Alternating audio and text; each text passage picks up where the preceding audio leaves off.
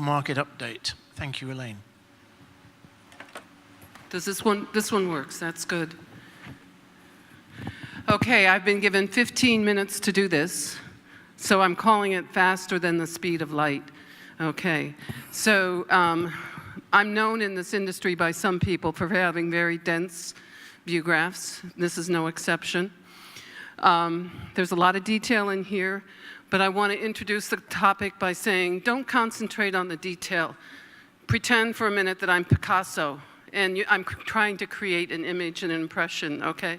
And I don't mean to flatter myself by saying that, but please don't try and concentrate on the detail, or you'll lose the message. So how do we forward here?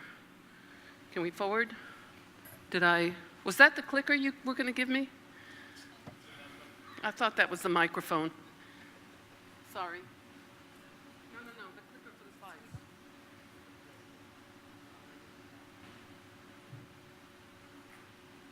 So much. Believe it or not, I was a Girl Scout, and that means you're supposed to be prepared. Okay. So what we're going to talk about this morning is first what's driving new cables, which you already talked a lot about, so I'll go through that quickly. Then we're going to go around the world in less than 15 minutes, if I can do it. And then we're going to talk about what's next, okay? So the map to the right is the typical telegeography map with data centers, and I've drawn on top of it what major cables in groups, not cables specifically, are connecting those data centers. And what you see is cables going on the major transoceanic routes, leaving out Africa, and largely speaking, leaving out India right now. But the newest cables, the biggest bulk of the market, as we all know, is being driven these days by the OTTs connecting the data centers.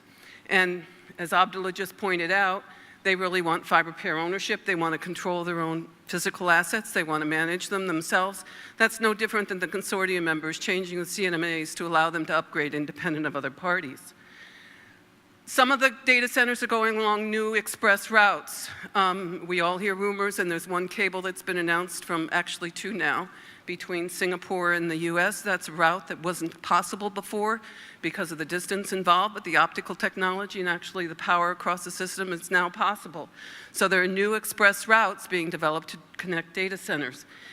And what you'll see a lot about this morning is supply versus demand. And what I mean by that, I'm going to go back to that 100 terabit example, and I'm going to show you several charts. Again, I don't want you to concentrate on the detail, that compare the growing demand forecast as forecasted by telegeography, this isn't DRG's data, and compare it to what we calculate within DRG as the supply capability of the embedded base.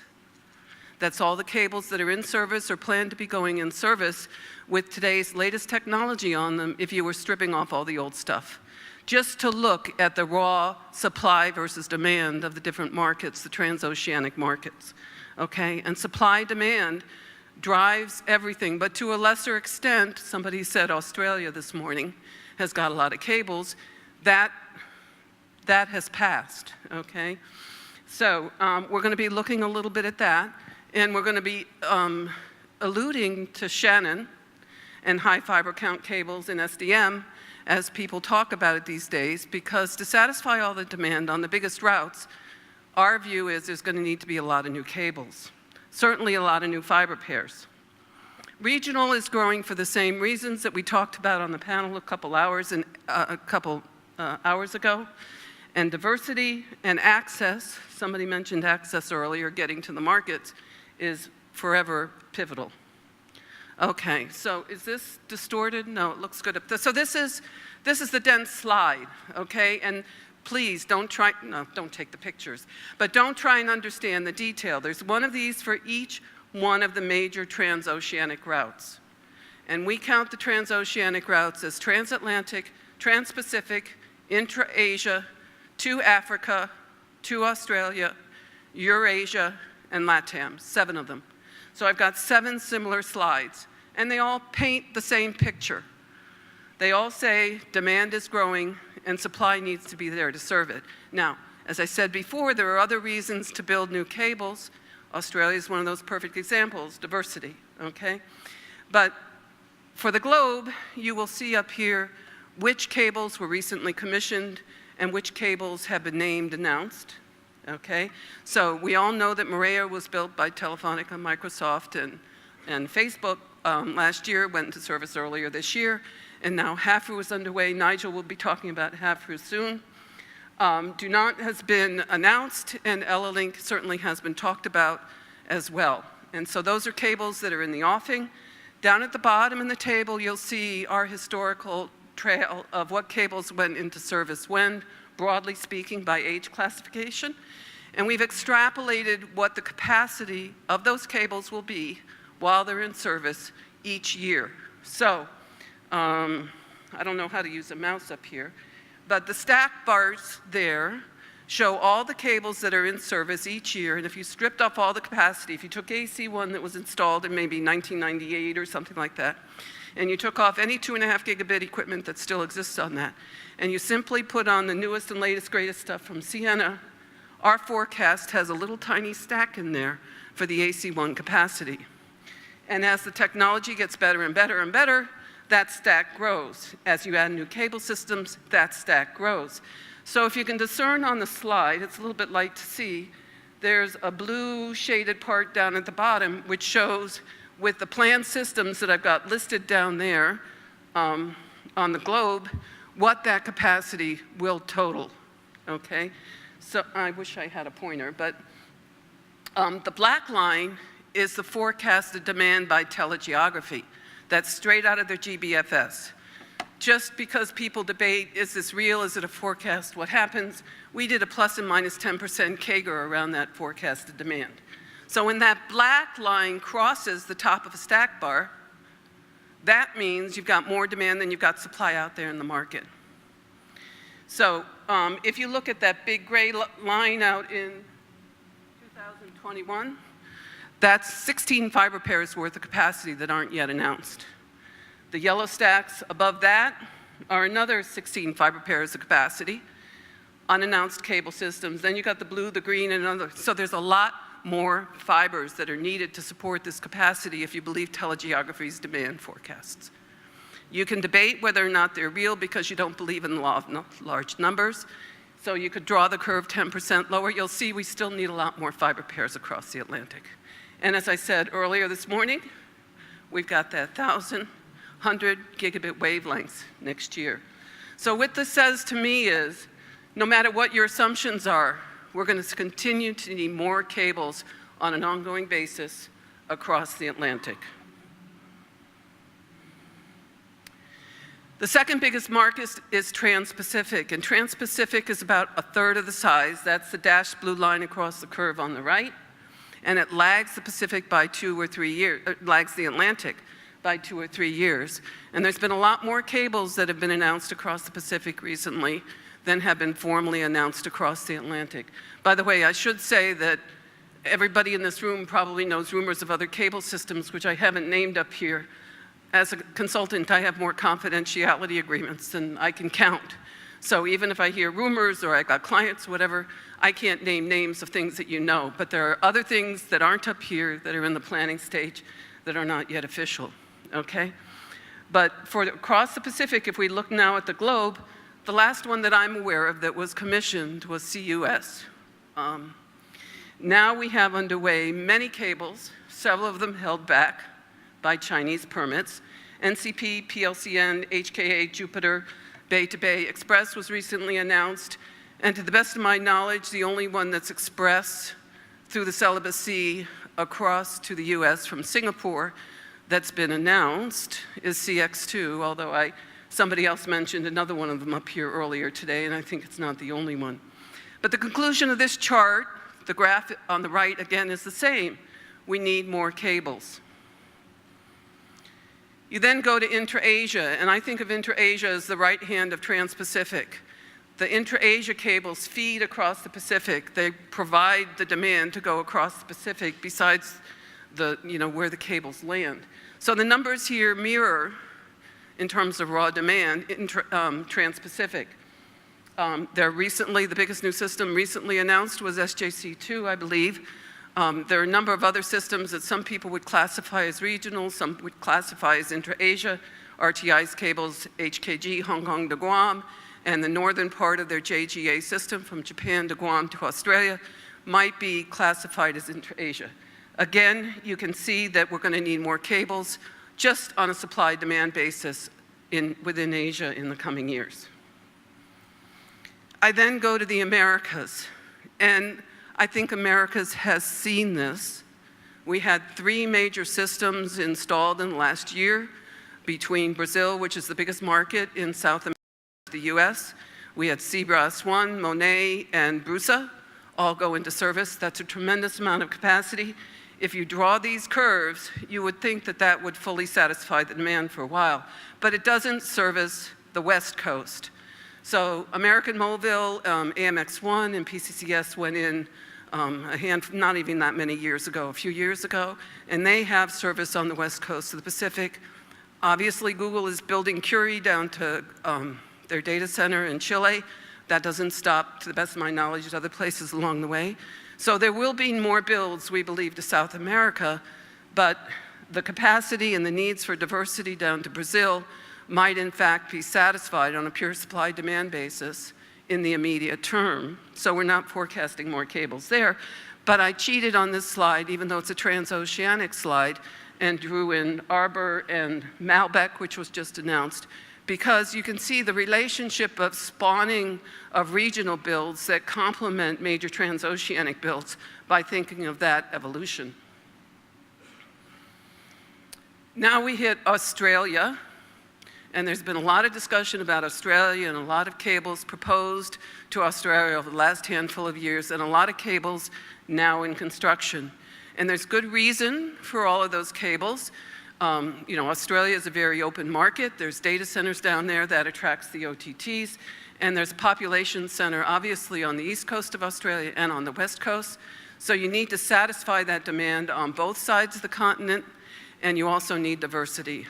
If you plot these things, you can look at how shallow that black curve is compared to the stack of the capacity that's being built. To me, that says supply-demand is not what's going to drive further growth down to Australia. It's going to be other factors that are going to drive further growth to Australia to the extent that they continue. Eurasia is a complicated region. And we just had Abdul up here talking about some of the things that STC is doing. I chose not to draw any cables across Eurasia. 1, because it gets a little bit complicated. And 2, because to the best of my knowledge, none of the plans that people are talking about quietly in conference rooms around this facility are formally announced in public, okay? But I do believe that Eurasia is one of the next big things, and I think probably most of you know that as well. So at past SNWs, where we've had panels up here like we had this morning, and we talk about China and when are Alibaba and Tencent going to come out behind China Mobile and China Unicom and China Telecom, we also ask, when are the OTTs going to build into India? When are they going to build into Africa? They're not building into those markets right now. Well, I can't speak for any of the OTTs, swear to God I can't, but my impression is that's where they're looking next, okay? And so I fully expect cables to be built from India to Singapore and from India to Europe, and I think Eurasia is the next big thing, and I think new models of ownership that mirror to a degree some of the models that have taken place in the Atlantic and the Pacific will have their own unique twist in the Eurasia region, because fiber pair ownership is, as we all know, of paramount importance to the biggest players in the markets these days.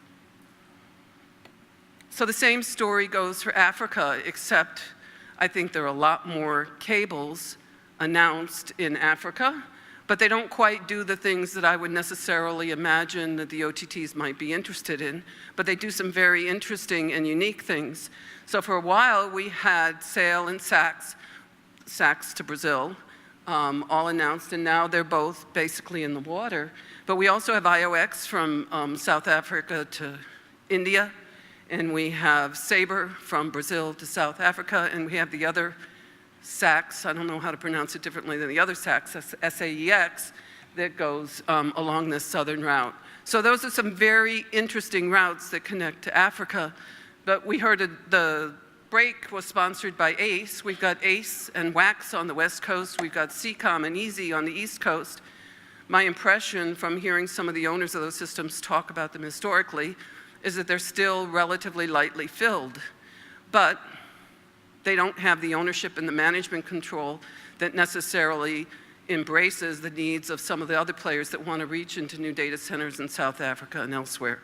So I think, and I think there's rumor, we know of Africa 1 is being developed. We've heard of other projects that have been announced on the east coast of Africa. I think we will see new projects going around Africa, either on the east coast or on the west coast, that will build out that market as well and connect initially to data centers, and access still is an issue in Africa as I understand it. So how much these, I have no idea what anybody's planning in Africa, but how much these access the local market and what arrangements they make to access the local market beyond the data centers, I don't know. But I think Africa and India are the next big things that are going to drive builds across the globe.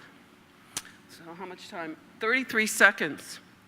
So I have 3 slides on regional opportunities. One for the Americas, then we'll go to Europe, and I think then we go to Asia. The bottom line message here is, without going to the details, the Picasso picture here is there's lots of new regional cables that are being built across the globe to complement the big transoceanic market. So it's not just across the Atlantic and across the Pacific and India and to South Africa. It's going on across the board. And this gets to why DRG is optimistic about the future of this industry. We really do think this is an important part in our development, and we're actually looking forward to getting a breath of air because, like all of you, we're finding that we're very busy these days. So, to sum up, the number of cables these days that are being planned and implemented, I think, are bigger than ever before, with the exception of the boom. We've done, just like I'm sure some of you have done, some plots that show the relative number of kilometers and the value of the investment in undersea cable systems now and how we forecast moving forward compared to what happened 20 years ago. We're still well below that boom bust cycle. So we don't see it, we're not afraid of it, and when investors ask us about that, we say, we see real growth behind this, we don't see this as another repeat. But we find the investors are really doing hard due diligence to make sure those investments are good investments for the future. What do we see next? Continue builds across the Atlantic and the Pacific. Those charts, those complicated charts that I had on each of those slides, in the transatlantic and trans-Pacific, that demand just continues to grow. We see more and more cables going across the Atlantic and Pacific on new, diverse routes. We all know the OTTs wants mesh and diversity. We know that across the Pacific, we've got the northern routes. Now we've got routes to China, and soon we'll have routes express to Singapore on a southern route. We see a push for more cables into Africa and the Middle East. But what needs to go along with that is more open access, and so that you can reach into the markets. We see the regional markets developing as a complement to these major routes, and as more and more countries deregulate further and hubs open up, we think it'll provide even more opportunity. I think I overshot my time, but we're very optimistic, and that's my closing comments. Any questions? Thank you very much.